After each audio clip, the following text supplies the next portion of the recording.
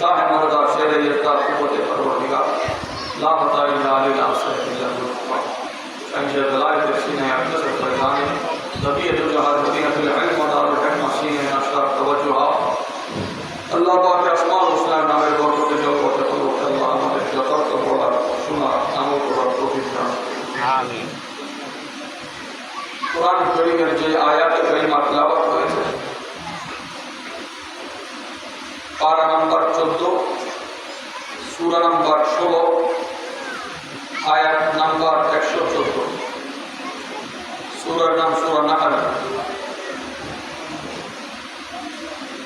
कुरान करीमेर এই 16 নম্বর সূরা 114 নম্বর আয়াতে আমি শেষ অংশটুকু পড়েছি। বরকতান শুরু থেকে একবার সকলে সম্মিলিতভাবে পড়ব, যাদের কষ্ট না হয় আমার সাথে পড়বেন। বিসমিল্লাহির রহমানির রহিম। বিসমিল্লাহির রহমানির রহিম। ফাকুলু মিম্মা রাযাকাকুম আল্লাহু হালালান তাইয়িবান ওয়াশকুরু নি'মাতাল্লাহি ইন কুনতুম ইয়্যাহু তা'বুদুন। আল্লাহ তাআলা ইরশাদ করছেন, অতঃপর তোমরা খাও। আল্লাহ কি খাবো? আল্লাহ বলেন, আমি যা রিজিক দিয়েছি। সুবহানাল্লাহ। আমি যা আল্লাহ যা রিজিক দিয়েছেন, আল্লাহর দেওয়া রিজিক হতে তোমরা খাও। আল্লাহর রিজিক কায়নাতে কত ধরনের জিনিস আছে আল্লাহ তাআলা আরো স্পষ্ট করলেন, বলছেন হালালান, হালাল জিনিস খাও। সুবহানাল্লাহ। কি জিনিস?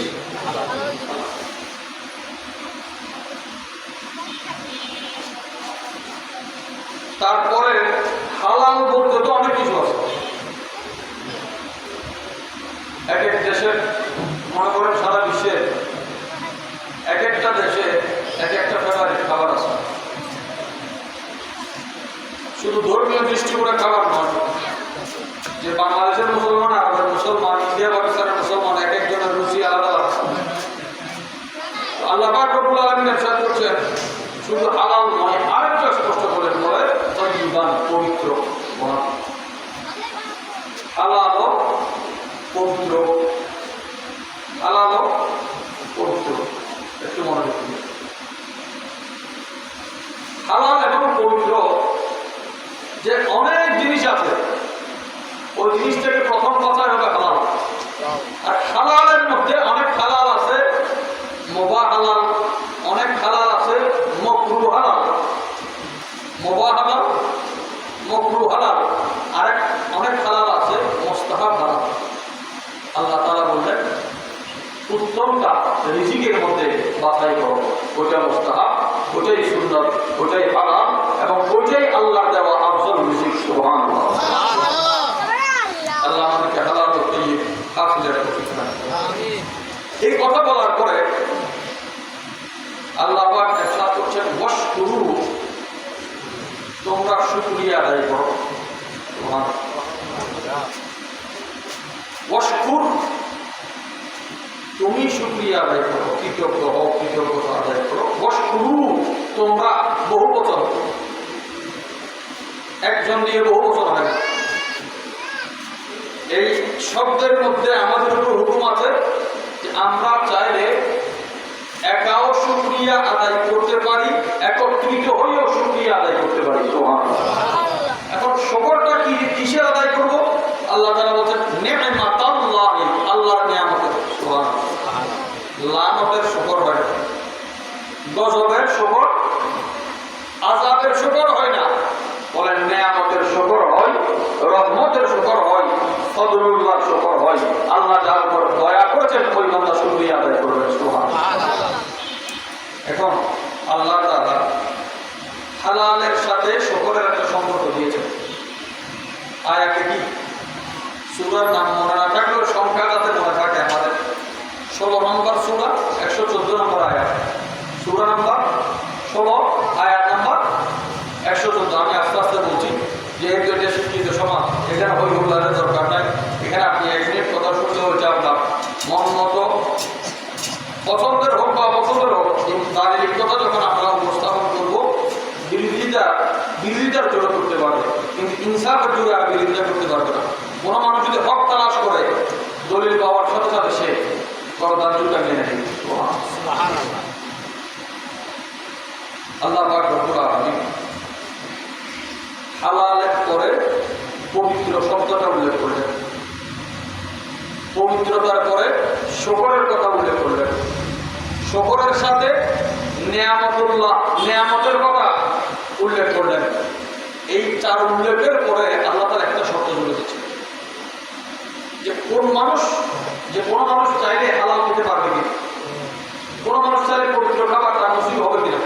কোন মানুষ চাইলে কি যে আমরা বলি না আমি মিলাদুন্নবী করি না, বা আমি করি না, আমি দোয়া করি না, আমি মোনাজাত করি না, শুকর করি না, আসলে কি করি নাকি করার তৌফিক নাই? এটা কি চাইলেই করা যায়? আল্লাহ তাআলা বলেন না। এখানে শর্ত কি বলে? ইন কুনতুম ইয়াহু তা'বুদুন। শর্ত হচ্ছে এটা, যদি তোমরা শুধুমাত্র আল্লাহর ইবাদত করে থাকো। সুবহানাল্লাহ। শুধুমাত্র কেউ যদি আল্লাহ ছাড়া অন্য কারো ইবাদত করে, তার দ্বারা শুকর হবে, সে নিয়ামতকে নিয়ামতের মতো বুঝবে, সে তয়্যিবকে বুঝবে, সে হালালকে বুঝবে না।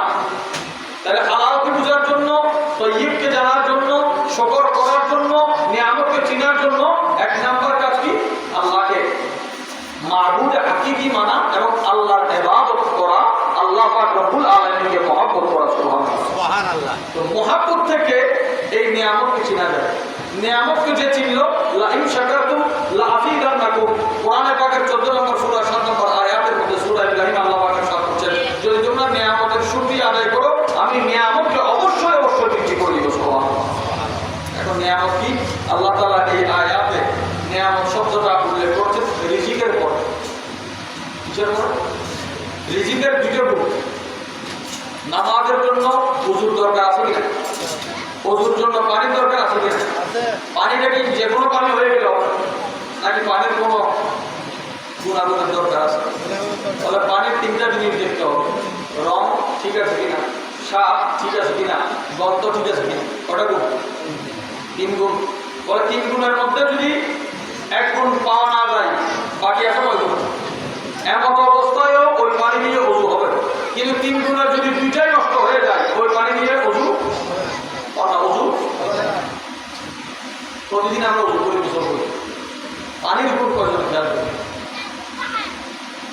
শুধুমাত্র পানি হলে হবে না, ওই পানিটা পবিত্র এবং পানির গুণাগুণ দেখতে হবে। রিজিক আমরা খাই, পানির যেমন গুণাগুণ আছে, রিজিকের কোয়ালিটি আছে। আল্লাহ তাআলা বলেন ঈমানদারকে আমি কম রিজিক দিই।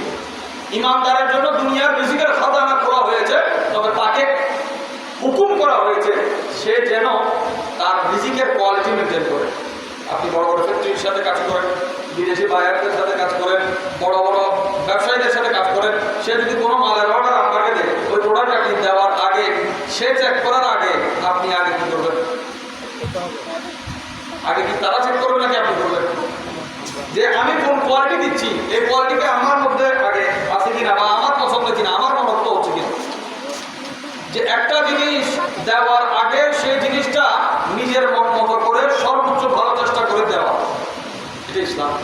এটা কি ইসলাম? ঠকানোর নাম ইসলাম, ধোঁকা দেওয়ার নাম ইসলাম। হুজুর আকরাম সাল্লাল্লাহু আলাইহি ওয়া সাল্লাম মুহাম্মদকে এটা শিক্ষা দিয়েছেন যে এখন আমি যে আল্লাহর দরবারে নামাজকে দিচ্ছি, নামাজের কোয়ালিটি কত? রোজা রাখতেছি, রোজার কোয়ালিটি কেমন? হজ, উমরা, যাকাত, সাদকা, খায়রাত, ইবাদত করতেছি, এগুলোর কোয়ালিটি কেমন? বলে এই ইবাদতগুলোকে যথার্থ জায়গায় পৌঁছানোর জন্য একটা সুন্দর দিল লাগবে, এবং ওই দিলটা সুন্দর রাখার জন্য খাবারটা হালাল লাগবে। সুবহানাল্লাহ। রিজিকের এই দুই কোয়ালিটি দরকার, এখানে কম্প্রোমাইজ হবে না। হালালও বলবো, পবিত্রতাও পাক। আমাদের সমাজে এখন দেখবেন আপনি নাম দেখেন, রেস্টুরেন্টে মানুষ করতে অক্টোপাসও খায়, সমুদ্রে পারে গেলে কাঁকড়াও খায়, বলতে এগুলো মকরুহ মানে খাওয়া যাবে এবং খারাপ। এটা কি খারাপ? হুজুর আকরাম সাল্লাল্লাহু আলাইহি ওয়া সাল্লাম উম্মতের মধ্যে বুজুর্গানের এই জিনিসে বরাবর সতর্ক করেছেন, কারণ নবী জাহান সরওয়ার কায়নাত হুজুর আকরাম সাল্লাল্লাহু আলাইহি ওয়াসাল্লাম ইরশাদ করেছেন, ইন্নাল হালালা বাইয়িন ওয়া ইন্নাল হারামা বাইয়িন। হালাল স্পষ্ট, হারাম স্পষ্ট, কিন্তু হালাল হারামের মাঝখানে কিছু বিষয় আছে যেগুলোকে হুজুর বলেছেন মুস্তাবিহা, সন্দেহ। কি জিনিস তিনটা একটু খেয়াল করো। এক পাশে হালাল, এক পাশে হারাম, মাঝখানে আছে সন্দেহ। মাঝখানে আছে যে এটা হালালও হতে পারে, হারামও হতে। আমার প্রিয় নবী আমাদের একটা উসুল দিলেন, বলে যে বান্দা এই সন্দেহ থেকে বাঁচবে সে হারাম থেকে বাঁচবে, আর যে এই সন্দেহকে অনায়াসে গ্রহণ করে সে মকরুহ মনে করে কখন যে হারাম খাচ্ছে, হারাম মনে করে কখন যে কুফরকে ঢুকে যাচ্ছে, মানুষ জানে না। তাহলে বাঁচতে হবে কোথায়? সন্দেহ থেকে বাঁচতে হবে। সেই জন্য সিদ্দিক আকবর রাদিয়াল্লাহু তাআলা দরবারে হযরত যায়েদ বিন আরকাম রাদিয়াল্লাহু তাআলা ওনার জন্য দুধ আনলেন, শরীরের জন্য উপকারী দুধ, এমন পানীয় খাদ্য যে খাবার সামনে দিলে ফিরে দিন এসে বসে ছিল। মহব্বত করে তিনি মুখে দিলেন, হঠাৎ করে ওনার মনে হচ্ছে আজকে অন্য দিনের তুলনায় আজকে দুধের স্বাদ একটু ভিন্ন। তো আমরা যখন স্বাদ ভিন্ন পাই আমরা দেখি কি দুধ ঠিক আছে নাকি নষ্ট, বা খাবার যেটাই আমরা গ্রহণ করতেছি খাবারের নাম নিয়ে আমরা চিন্তা করি। সেই জন্য সিদ্দিক আকবর রাদিয়াল্লাহু তাআলা ওনাকে জিজ্ঞাসা করলেন, বলে আজকে একটু ব্যতিক্রম লাগতেছে। তখন তিনি জিজ্ঞাসা করার পরে যে জবাবটা পেলেন, ওই জবাবে দুধের কোয়ালিটি ঠিক আছে, কিন্তু দুধ যার থেকে এনেছে তার রিজিকের মতো ঝামেলা আছে। মানে কি দুধ বিক্রেতার রিজিকে কি আছে? ঝামেলা আছে। মনে করেন একজন চোর থেকে আপনি দুধ কিনলেন, এখন দুধ তো দুধ, সে পানিও মিশে নেই, খাঁটি দুধ, খাঁটি গরুর খাঁটি দুধ আপনাকে দিচ্ছে, এই খাঁটি আগে দুধ নিয়ে আপনি পান করতেছেন, আমরা কি বলতে পারবো? ওই মন জায়গায় সমস্যা দেখা যাচ্ছে। তিনি বলে, তুমি তো আমাকে ধ্বংস করবা। নিজের মুখে আঙ্গুল ঢুকিয়ে তিনি সাথে সাথে বমি করেছেন। কারণ বলে এটা হারাম না, বলে হারাম হালালের মাঝখানে সন্দেহের জায়গা। সিদ্দিক আকবর হারাম তো দূরের কথা, সন্দেহকেও স্পর্শ করে নাই। সন্দেহকে স্পর্শ, এই কথাগুলো যারা অনায়াসে হারাম খায় রাত্রি, এদের কাছে খুব সামান্য মনে। আমার আল্লাহ তাআলা শুকরের জন্য শুকরিয়া চাইলে সবাই করতে পারে, কেউ চাইলে শুকরিয়া আদায় করতে পারে না। হুজুর আকরাম সাল্লাল্লাহু আলাইহি ওয়াসাল্লাম উম্মতকে শুকরিয়ার কিছু ধারাবাহিকতা শিক্ষা দিয়েছেন, আমি সেদিকে পরে আসতেছি। রিজিকের কথা বলার আগে আমার আল্লাহ পাক আরেকটা কথা বললেন, ওয়ালাকাদ জাআহুম রাসূলুম মিনহুম ফাকাযযাবুহু ফাকাদাহুমুল আযাব ওয়া হুম যালিমুন। নিশ্চয় নিশ্চয় তাদের কাছে যখন এই রসুল আসতো, রসুল আসার কাজ আল্লাহ তাআলা রসুল পাঠান হেদায়েতের জন্য, আর কাফেরের কাজ হচ্ছে নবীর বিরোধিতা করা। নবীর কি করা? কেমন বিরোধিতা? তারা নবীজির জবানকে সত্য হিসেবে মানে না। যার জবানে নবীর জবান সত্য নয়, ওই বান্দা কলমা পড়লেও মুসলমান নয়, নামাজ পড়লেও মুসলমান। আল্লাহ তাআলা রিজিকের সাথে রসুলের একটা সম্পর্ক রাখেন। আমি একদম যত সহজে বলা যায় ওইটাই আমি চেষ্টা করছি যে আল্লাহ আমার সবাইকে হেফাজত করুন, সহজ করুন এবং আমাদেরকে বুঝার এবং আমল করার সুবিধা করুন। রিজিকের সাথে কটা জিনিস সম্পর্ক দেখেন। মনে করেন আমরা খাবার খাই, ভাত। ভাত কি? রিজিক। ভাত কি? রিজিক। খাবার ছাড়াও অনেক রিজিক আছে। সম্পর্ক রিজিক, কর্ম রিজিক, শ্রম রিজিক, সুস্থতা রিজিক, এই দম্পদম এক একটা নিঃশ্বাস, প্রত্যেকটা নিঃশ্বাসই রিজিক। আচ্ছা, আমরা রিজিক পাচ্ছি, এই রিজিক দিচ্ছেন কে? আল্লাহ। আল্লাহ হচ্ছেন রিজিক দাতা। আল্লাহর একটা নাম রাজ্জাক। সুবহানাল্লাহ। আল্লাহর একটা নাম রাজ্জাক।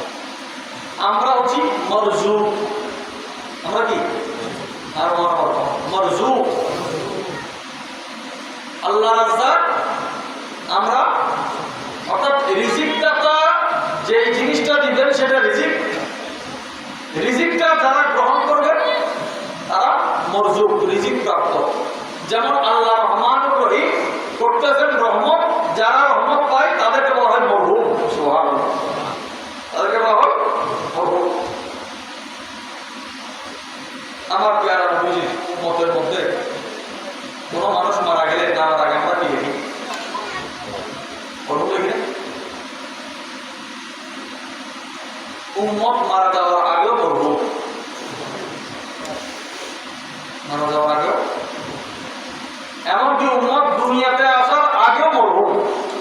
কারণ আমার প্যারা নবীজি আমাদেরকে বলেছেন আমার উম্মত উম্মতে মরহুমা, দয়া প্রাপ্ত উম্মত। সুবহানাল্লাহ, দয়া প্রাপ্ত উম্মত। যিনি দয়া পান তিনি রিজিক পান, তিনি রিজিক। এখন দয়া প্রাপ্ত উম্মত, রিজিক প্রাপ্ত উম্মত, আল্লাহ দফতর থেকে এই রিজিক আমরা গ্রহণ করি। রিজিকটা গ্রহণ করে আপনি শুকরিয়া আদায় করবেন আল্লাহ। এখন রিজিকটা আল্লাহর দরবার থেকে যার হাতে আপনার কাছে আসবে তার শুকরিয়া আদায় করা উচিত কিনা? আপনি ব্যবসা করেন, একটা কাজ আপনাকে একজন দিয়েছে, তাহলে কাজটা রিজিক, আপনি কি কাজ পেয়ে খুশি হন, নাকি যিনি কাজ এনে দিয়েছেন ওই খুশির সাথে সাথে ওই বান্দার উপরও আপনি খুশি হন? খুশি নয় বলল না, 10টি জামা একদম বেশি দিলে বেশি দিয়ে আমরা খুশি জীবে বেশি দিবে যে কি না কি করে। আমার প্যারা নবী ইরশাদ করছেন ইন্নামা আনা কাসিমুন ওয়াল্লাহু ইউতি, আল্লাহ আমাকে দেয়, আমি কায়নাতকে বন্টন করি। তাহলে রিজিক আল্লাহর দফতর থেকে আসলে রিজিকের সাথে শকর, এই একটা আয়াত মিলাদের দলিল। সুবহানাল্লাহ, যে এমন নবী এসেছেন যিনি উম্মতের রিজিক বন্টন করেন, উম্মতের রিজিক বন্টন করেন। দেখেন এই রিজিকের মধ্যে উত্তম একটা রিজিক, সবচেয়ে দামি রিজিকের প্রথম কাতারের রিজিক একটা তো নিজের জান আছে, ঈমান আছে। সম্পর্কের দিক থেকে সবচেয়ে দামি রিজিক মা বাবা, নেককার স্ত্রী, নেক স্বামী এবং সন্তান, নিজের পরিবার। রাসূল মাহমুদ সাল্লাল্লাহু আলাইহি ওয়াসাল্লাম আপনি আজকে আয়োজন করেছেন, আশা করি মাহফিলের পরে আগে এই এলাকায় যখনই মাহফিল হয় মানুষ আবার লোকের আয়োজন করেন। আল্লাহ তাআলা এক শ্রেণীর মানুষকে স্পষ্ট ঘোষণা করেছেন যে তোমরা বলিও না এটা আল্লাহ এটা হারাম, কারণ তোমাদের জবানে মিথ্যা আসে। মিথ্যু বান্দা বলার ক্ষমতা নাই এটা আল্লাহ এটা হারাম। যার জবানের হেফাজত নাই, হালাল হারাম নিয়ে কথা বলার অধিকার তার। যে বান্দা হুজুরে পাকের সামনে গালি করে ওই বান্দার হালাল ফতোয়া হালাল নয়, আর হারামের কথা তো বাদই দিলাম। 14 নম্বর সূরা 14 নম্বর পারা 16 নম্বর সূরা 116 নম্বর আয়াত আল্লাহ পাক ইরশাদ করেছেন ওয়ালা তাকুলু লিমা তাসিফু আলসিনাতুকুমুল কাযিবা হাদা হালাল ওয়া হাদা হারাম। স্পষ্ট কোরআনে পাকের আয়াত, হালাল এটা হারাম এটা হালাল, এই যে মানুষ বলতেছে তোমাদের বলার কোনো এগুলোর অধিকার নেই, তোমাদের বলার কোনো অধিকার নেই। লিতাফতারু আলাল্লাহিল কাযিব, বলে তোমরা যখন হালালকে হারাম বলবে, হারামকে হালাল বলবে, এটা আল্লাহর উপর অপবাদ হয়। জোর বলার নাম শুনবে আর কেন জোর হন নাম সেটা আসলে এই মানুষের বুঝো। আল্লাহ পাক ইরশাদ করছেন ইন্নাল্লাযীনা ইফতারুনা আলাল্লাহিল কাযিবা লা ইফলিহুন, আল্লাহকে মিথ্যা, আল্লাহর দিকে মিথ্যার সম্পর্ক করে কোন মানুষ কামিয়াব হতে পারবে না। এখন কোন হুজুর যদি ফতোয়া দেয় আল্লাহ মিথ্যা কথা বলতে পারে, আল্লাহ আমাদের হেফাজত করুন। দেখেন তাহলে রিজিক রাজ্জাক আমার নবী কাসেম, আমার নবী কি কাসেম, সাথে হালাল হারামে যতটুকু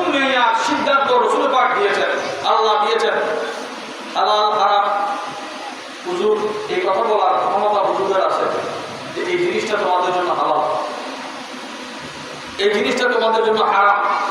যেমন নাকি রেশমের কাপড়, রেশমি কাপড় পুরুষের জন্য হারাম, কারণ হারাম স্বর্ণ এবং রেশমি কাপড়। কিন্তু রাসূল করিম সাল্লাল্লাহু আলাইহি ওয়াসাল্লামের সাহাবায়ে কেরামদের মধ্যে একজন সাহাবীকে আমার পেয়ারা নবীজি স্বর্ণ পরার ইজাজত দিয়েছেন। সুবহানাল্লাহ। দুইজন সাহাবী যাদের জন্য রেশমি কাপড় পরা জায়েজ ছিল। সুবহানাল্লাহ। কারণ বলে নবী মুখতার কুল হ্যায় जिसको जो चाहे अता कर दे। अल्लाह আকবার। হুজুর আকরাম সাল্লাল্লাহু আলাইহি ওয়াসাল্লাম উম্মতকে শিক্ষা দিয়েছেন কোরআনে পাকে একটা শব্দ, এই যে এখন আমরা বললাম শুকর, শিন কাফ রা, শিন কাফ রা, আর অর্থ শিন কাফ রা, যে শুকর। যদি রাকের মাঝখানে এনে কাফকে শেষে নেওয়া হয়, শিন রা কাফ, শির কি শির, শুকর এবং শির এই আকিস। যে বান্দা শুকর করে আল্লাহ কুফর এবং শিরক থেকে তাকে রক্ষা করে। এই জন্য আমাদের আকাবির হযরত বিশেষ করে খাজা চিশ আমাদেরকে শিক্ষা দিয়েছেন প্রতিদিন ঘুমানোর আগে যে সূরা কাফিরুন কুলিয়া আইয়ুহাল কাফিরুন, এই সূরা প্রতিদিন ঘুমানোর আগে যারা পড়বে আল্লাহ তাআলা তাদের ঈমানকে সালামত রাখে। দেখেন এটা কোরআনে পাক, কোরআনে পাকে আল্লাহ পাক রব্বুল আলামিন 31 নম্বর সূরা, 31 নম্বর সূরা, সূরার নাম হচ্ছে লোকমান।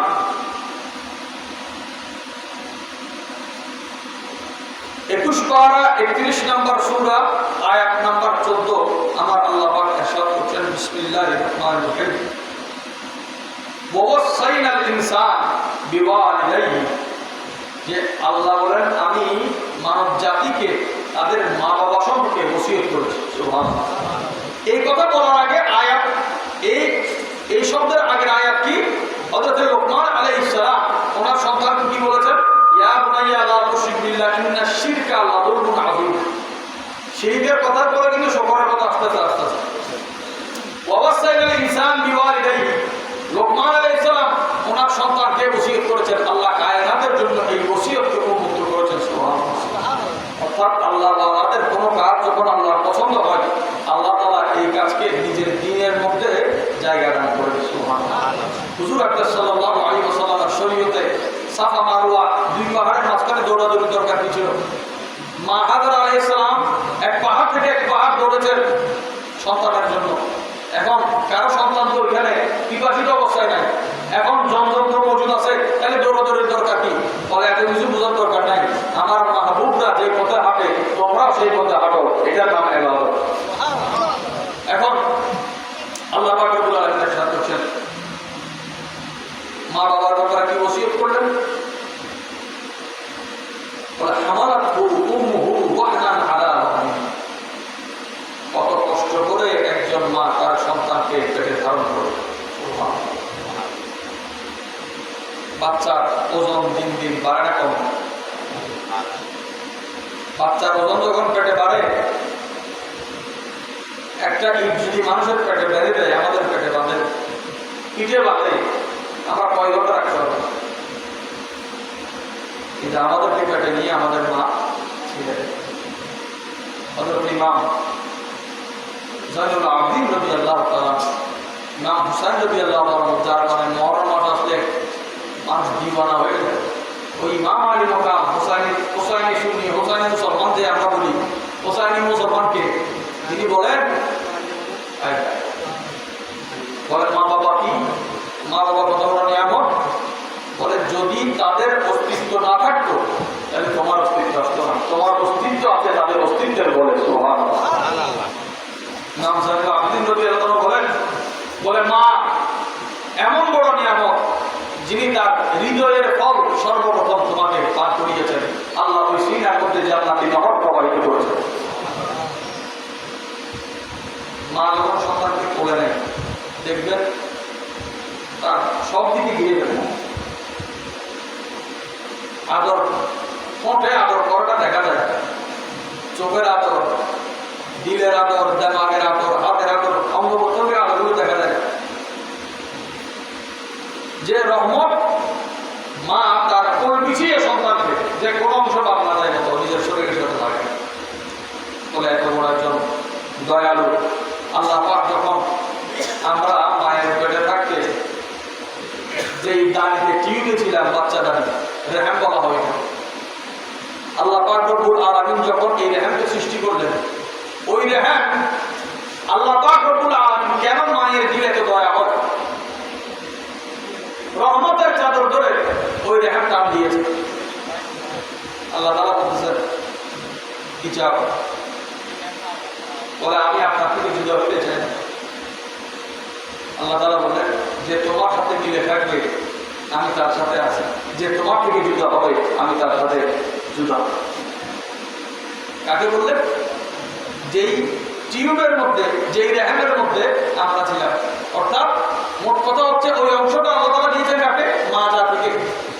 আল্লাহ দামি করেছেন, ধন্য করেছেন। তার মানে মা বাবার সাথে যে মিলিত থাকবে আল্লাহ তার সাথে আছে। সুবহানাল্লাহ। শুধু ইন্নাল্লাহ মা'আস-সাবিরিন আমরা জানি। বলতেছে কি? বলে মা বাবার সাথে আছে তো আমি আছি, মা বাবার সাথে নাই আল্লাহ বলেন আমিও। এবার ওই বান্দা যত বড় হাজি হোক, কাজী হোক, আলেম হোক, কোনো কাজ না। একটু মনোযোগ। দলিলের কথাগুলো আসলে কেন বুঝে দিয়েছেন আমি জানি না। দাঁড়িয়ে আলোচনাগুলো এখন সমাজে শুনেও না, বুঝেও না। ওই ক্যামেরাটার মোবাইলে যতটুকু দেখে দেখে দেখেন।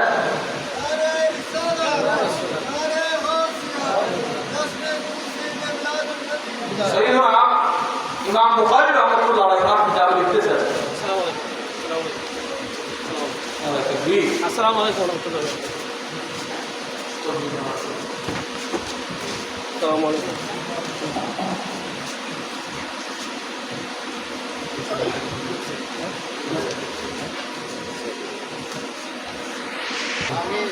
দেখেন ওমর রাদিয়াল্লাহু তাআলা সন্তান সাইয়েদনা আব্দুল্লাহ বিন ওমর রাদিয়াল্লাহু তাআলা মক্কা শরীফ খানায়ে কাবাতে তাওয়াফ করতেছেন। তিনি দেখতে পাচ্ছেন ইয়ামান থেকে একজন মানুষ, তাওয়াফের মাঠ এখনো অনেক আরাম, দিনের বেলায় অথবা তাওয়াফ বড় কঠিন। একজন মানুষ তাওয়াফ করতেছেন, একজন বৃদ্ধা মহিলাকে পিঠের উপর নিয়ে, এই গরমের মধ্যে পিঠের উপর একজন মহিলাকে নিয়ে তাওয়াফ শেষ করলেন। তাওয়াফ শেষ করার পর তিনি হযরত আব্দুল্লাহ ইবনে ওমর রাদিয়াল্লাহু তাআলা আমাকে জিজ্ঞাসা করলেন, আমি যাকে পিঠে নিয়ে তাওয়াফ করছি তিনি আমার মা। আল্লাহর ঘরের তাওয়াফ করাচ্ছে নিজের পিঠে নিয়ে, কত বড় মহব্বত। বলে আমি কি তার হক আদায় করেছি? বলে না, তোমার মায়ের হক আদায় করেন। কত বড় কাজ করবো। রাসূল কারীম সাল্লাল্লাহু আলাইহি ওয়াসাল্লামকে যখন একই প্রশ্ন করা হয়েছে, আমার নবীজি বলেছিলেন তোমার মায়ের একটা লম্বা শ্বাস, দীর্ঘ শ্বাসের হক আদায় করে। সুবহানাল্লাহ। যে বাইতুল্লাহ শরীফের তাওয়াফ হচ্ছে কাকে পিঠে নিয়ে? মাকে নিয়ে। আদায় করে। সারা দেশকে যদি আপনি মসজিদ বানান, আপনার অর্থাৎ মায়ের বুকের এই প্রথম রিজিক এক ফোঁটা দুধের বিনিময় হবে না, পরিমাণ ওই বিনিময়টা হবে না, সেটা শুকরিয়া আদায় হবে। আল্লাহ তাআলা ওনাদের সিনা থেকে আমাদেরকে রিজিক দিয়েছে। আল্লাহ তাদের হায়াতে বরকত দান করুন। যারা ইন্তেকাল করেছেন তাদের রবে ধরে দান করুন। মা বাবা বড় দামি জিনিস, অদরতে পুরো জানা দরকার। আমি খুব সংক্ষেপে বলছি, আশা করি মনে